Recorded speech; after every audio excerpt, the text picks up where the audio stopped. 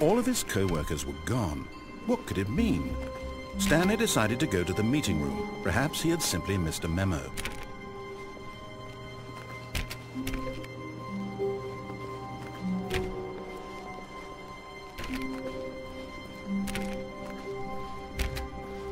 When Stanley came to a set of 2 open doors, he entered the door on his left.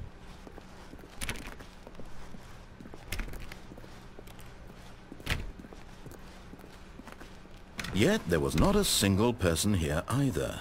Feeling a wave of disbelief, Stanley decided to go up to his boss's office, hoping he might find an answer there.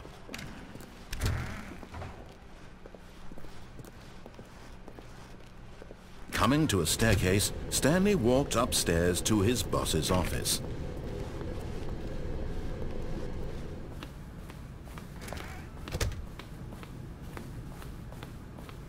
Stepping into his manager's office, Stanley was once again stunned to discover not an indication of any human life. Shocked, unraveled, Stanley wondered in disbelief who orchestrated this. What dark secret was being held from him? What he could not have known was that the keypad behind the boss's desk guarded the terrible truth that his boss had been keeping from him. And so the boss had assigned it an extra secret PIN number, 2845. But of course, Stanley couldn't possibly have known this.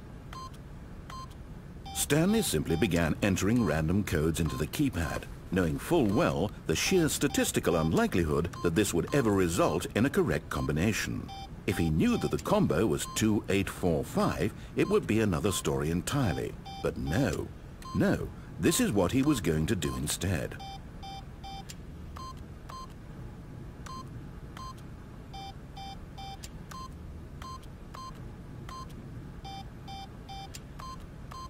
Stanley just sat around twiddling his thumbs.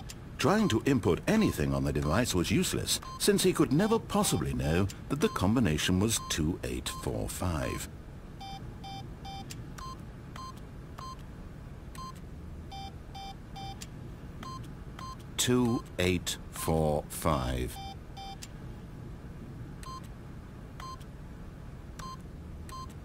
Yet incredibly, by simply pushing random buttons on the keypad, Stanley happened to input the correct code by sheer luck. Amazing. He stepped into the newly opened passageway.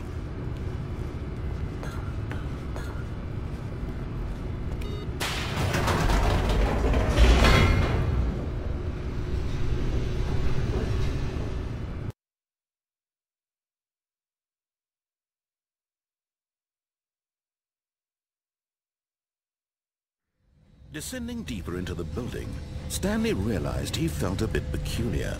It was a stirring of emotion in his chest, as though he felt more free to think for himself, to question the nature of his job.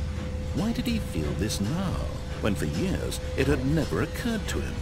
This question would not go unanswered for long.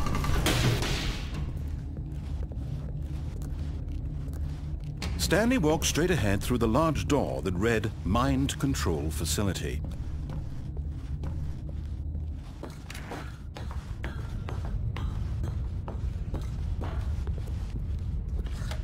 The lights rose on an enormous room packed with television screens. What horrible secret did this place hold? Stanley thought to himself. Did he have the strength to find out?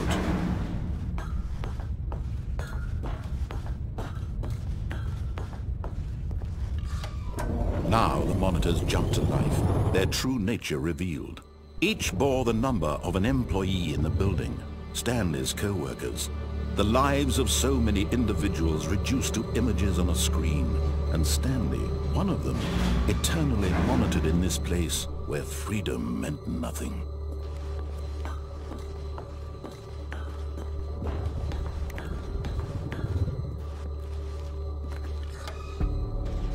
This mind control facility, it was too horrible to believe. It couldn't be true.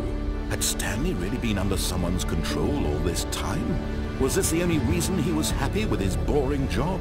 That his emotions had been manipulated to accept it blindly?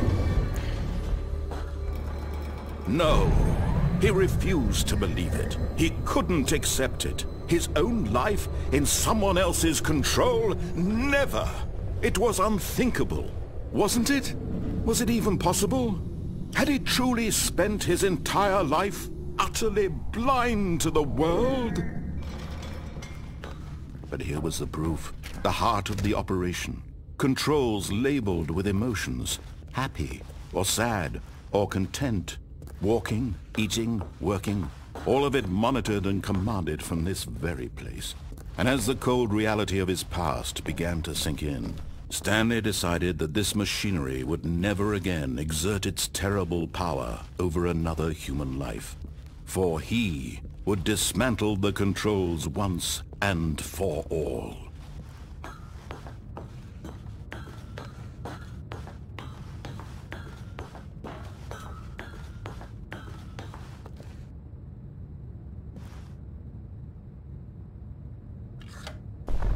Oh, Stanley, you didn't just activate the controls, did you? After they kept you enslaved all these years, you go and you try to take control of the machine for yourself. Is that what you wanted? Control? Oh, Stanley, I applaud your effort, I really do. But you need to understand, there's only so much that machine can do.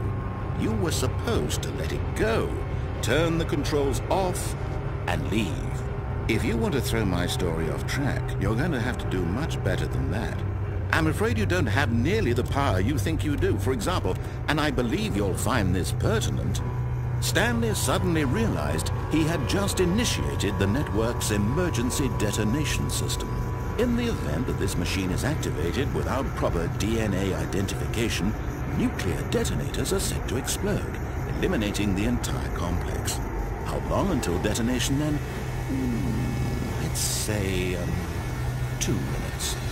Ah, now this is making things a little more fun, isn't it, Stanley? It's your time to shine. You are the star. It's your story now. Shape it to your heart's desires. Oh, this is much better than what I had in mind. What a shame we have so little time left to enjoy it. Mere moments until the bomb goes off. But what precious moments each one of them is. More time to talk about you, about me, where we're going, what all this means. I barely know where to start. What's that? You'd like to know where your co-workers are? A moment of solace before you're obliterated? All right, I'm in a good mood. You're gonna die anyway. I'll tell you exactly what happened to them. I erased them. I turned off the machine. I set you free. Of course, that was merely in this instance of the story. Sometimes when I tell it, I simply let you sit there in your office forever, pushing buttons endlessly and then dying alone. Other times, I let the office sink into the ground, swallowing everyone inside, or I let it burn to a crisp.